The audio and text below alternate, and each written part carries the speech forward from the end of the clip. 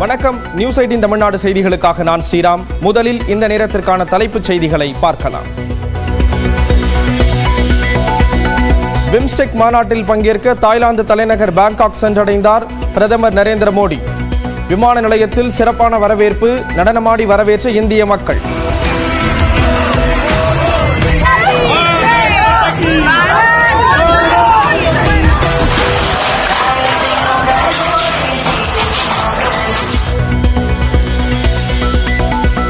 வக்பு வாரிய சொத்துக்களை மல்லிகார்ஜுன கார்கே அபகரித்ததாக அனுராக் தாக்கூர் பேசியதற்கு கண்டனம்.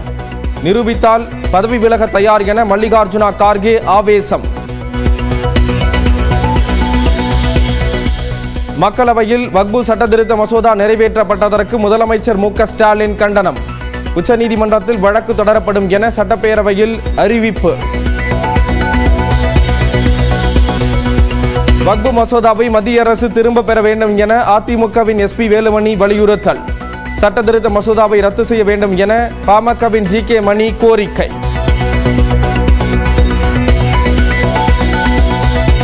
உதகை கொடைக்கானலில் சுற்றுலா பயணிகளுக்கான வாகன கட்டுப்பாடு உத்தரவை மறு ஆய்வு செய்ய கோரி உயர்நீதிமன்றத்தில் தமிழ்நாடு அரசு மனு. முறையீட்டை ஏற்று நாளை விசாரணைக்கு எடுக்க நீதிபதிகள் சதீஷ்குமார், வரத சக்கரவர்த்தி அமர்வு அனுமதி. மயிலாடுதுறை மாவட்டம் சீர்காழி சுற்றுவட்டார பகுதிகளில் வெளுத்து வாங்கிய மழை.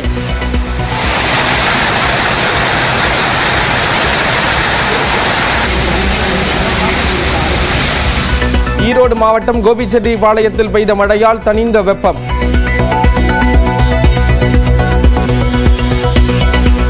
நீலகிரி, கோயம்புத்தூர், திருப்பூர் உள்ளிட்ட 17 மாவட்டங்களில் 2 நாட்கள் கனமழைக்கு வாய்ப்பு. மதுரை, நெல்லை, தென்காசி மாவட்டங்களிலும் இன்றும் நாளையும் கனமழை பெய்யும். சென்னையில் இன்று மிதமான மழைக்கு வாய்ப்பு. நாளை லேசான மழை பெய்யும் என வானிலை மையம் கணிப்பு.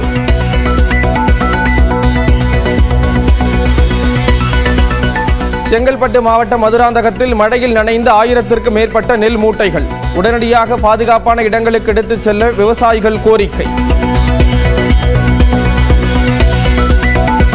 வானிலை முன்னெச்சரிக்கை மற்றும் புயல் கண்காணிப்பிற்காக ஏற்காடு மற்றும் ராமநாதபுரத்தில் புதிதாக ரேடார்கள் நிறுவப்படும். சட்டப்பேரவையில் பேரிடர் மேலாண்மை துறை மானிய கோரிக்கையில் அறிவிப்பு.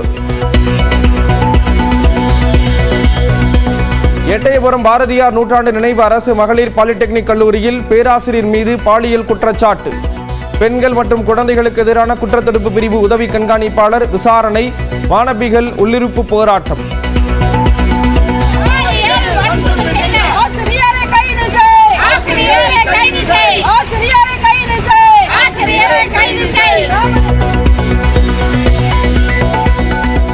மன்னார்குடியில் விநாயகர் கோயிலில் 1 லட்சம் ரூபாய் லஞ்சம் வாங்கிய செயல் அலுவலர் கைது. திருக்கொள்ளிக்காடு கோயில் எழுத்தருக்கு பதவி உயர்வு தருவதாக கூறி லஞ்சம் பெற்ற போது சிக்கினார். மருதமலை சுப்பிரமணிய சாமி கோயிலில் நாளை குடமுழுக்கு. யாகசாலை பூஜைகள் தொடங்கிய நிலையில் ஆட்சியர் பவன்குமார் ஆய்வு. அண்ணன் ராம்குமாரின் மகன் பெற்ற கடனை நீங்கள் கட்டலாமே என நடிகர் பிரபுவிற்கு சென்னை உயர்நீதிமன்றம் கேள்வி. கடனுக்கு பொறுப்பேற்க முடியாது என பிரபு தரப்பு பதில். தெலங்கானா மாநிலத்தில் காதலனுடன் சேர்ந்து வாழ 3 குழந்தைகளுக்கு சாப்பாட்டில் விஷம் வைத்து கொலை செய்த தாய் கைது. தயிர் சோறு வேண்டாம் என கூறியதால் உயிர் தப்பிய கணவன். சென்னையில் மீண்டும் புதிய உச்சம் தொட்ட ஆபரண தங்கத்தின் விலை. சவரனுக்கு 400 ரூபாய் அதிகரித்து 68,480 ரூபாயை எட்டியது.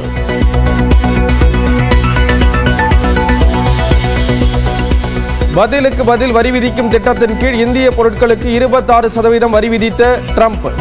இந்தியா 52% வரி விதிக்கும் நிலையில் அமெரிக்கா குறைந்த அளவே வரி விதிப்பதாக பேட்டி. India very tough, very tough. Prime Minister just left. He's a great friend of mine, but I said, you're a friend of mine, but you're not treating us right. They charge us 52%.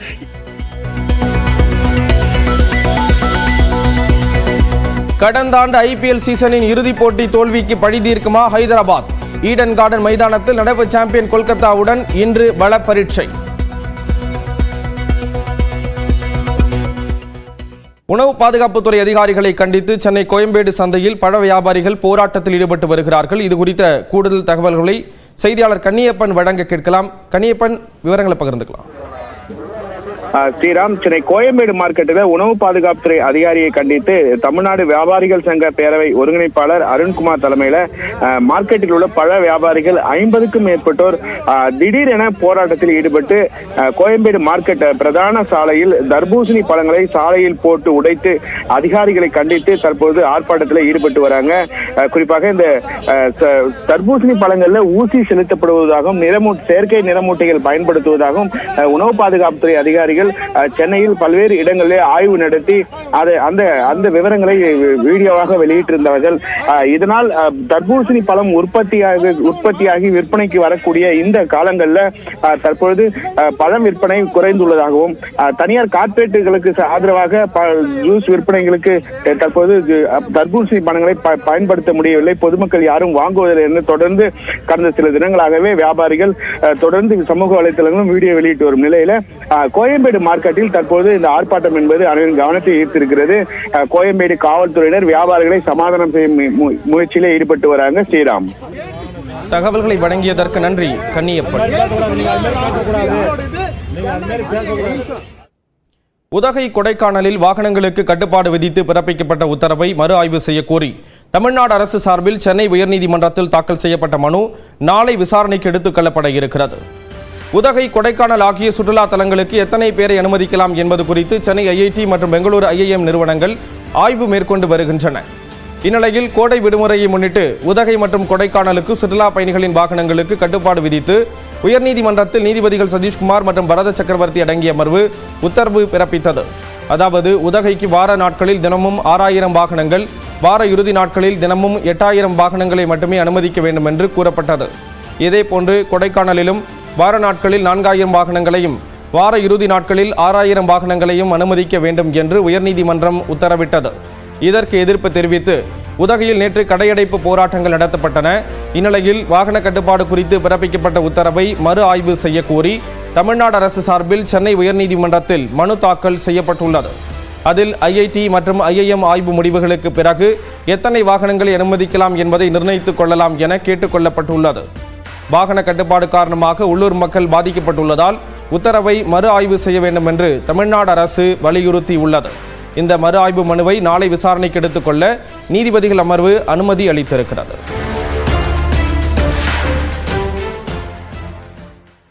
Madurai தமுக்க மைதானத்தில் நடைபெற்று வரக்கூடிய Marxist communist கட்சியின் அகில இந்திய மாநாடு தொடர்பாக கட்சியின் அரசியல் தலைமை குழு உறுப்பினர் பிருந்தா காரத் செய்தியாளர்களை சந்தித்து வருகிறார். அந்த காட்சிகள்.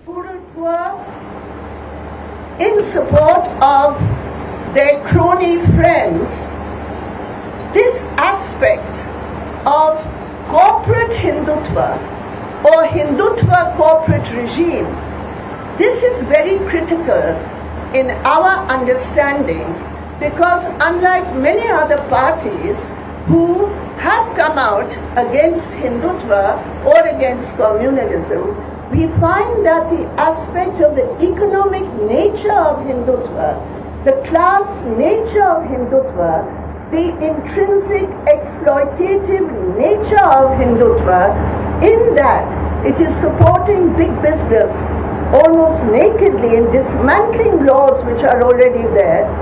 This aspect, we believe, this link between the two is something that the communists and the left movement have been doing, and we are discussing how we can further this campaign linking both these aspects.